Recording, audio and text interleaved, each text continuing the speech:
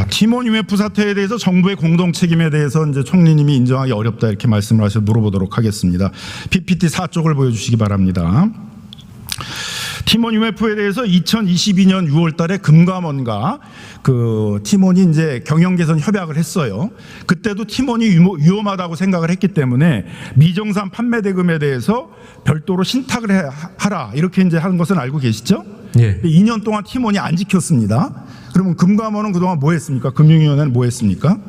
그 금감원이 계속 지켜라라는 그 말로만 지도를 지켜라 했는데 문제는 그거를 지키지 않은 데 대해서 법적으로 제도적으로 할 수 있는 조치가 굉장히 제한적인 그런 상황이었습니다. 제도적으로. 그런 부분도 함께 좀 고려를 해야 된다고 생각합니다. 그럼 적어도 소비자나 판매자한테 경고를 해야죠. 여기가 자본 잠식 상태인데 판매 대금을 별도로 보관하라고 신탁하라고 했는데도 지키지 않고 있다 했다면 소비자들이나 판매자들이 팀원이나 UMF하고 거래를 축소했을 거 아니에요? 그럼 팀원이나 UMF는 거래를 유지하기 위해서라도 경영 개선에 나섰을 텐데 아무런 경고도 하지 않다가 결국 대규모의 이런 소비자, 판매자 피해가 일어난 거 아닙니까?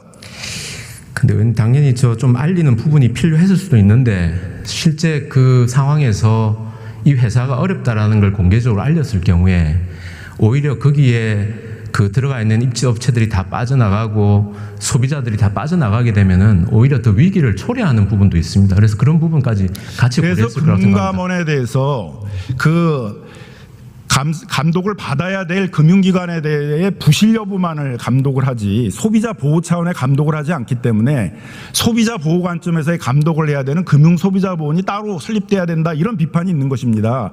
옛날에 동양 증권 사태 때도 마찬가지였고 이번 팀원 UMF 사태 때도 소비자 보호 관점의 감독은 없고 오로지 팀원이 부실화될 우려만을 하기 때문에 이런 대규모 소비자 판매자 피해 사태가 일어난 것입니다.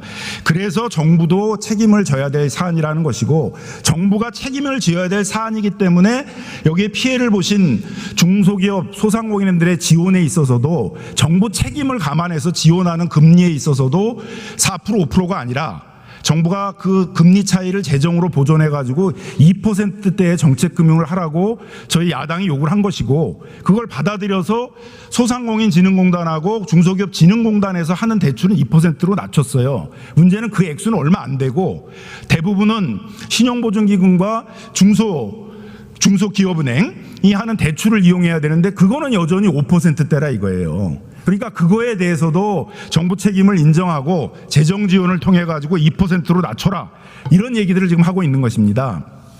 지금 신보와 기현이 당초 했던 것보다 보증료를 0.5% 낮추고 금리도 낮췄기 때문에 사실상 그 할 수 있는 또는 일부는 적자 요인까지 가지고 최대한으로 지원하고 있다는 말씀을 드리겠습니다. 네, 들어가 주시고요. 총님 다시 나와 주십시오.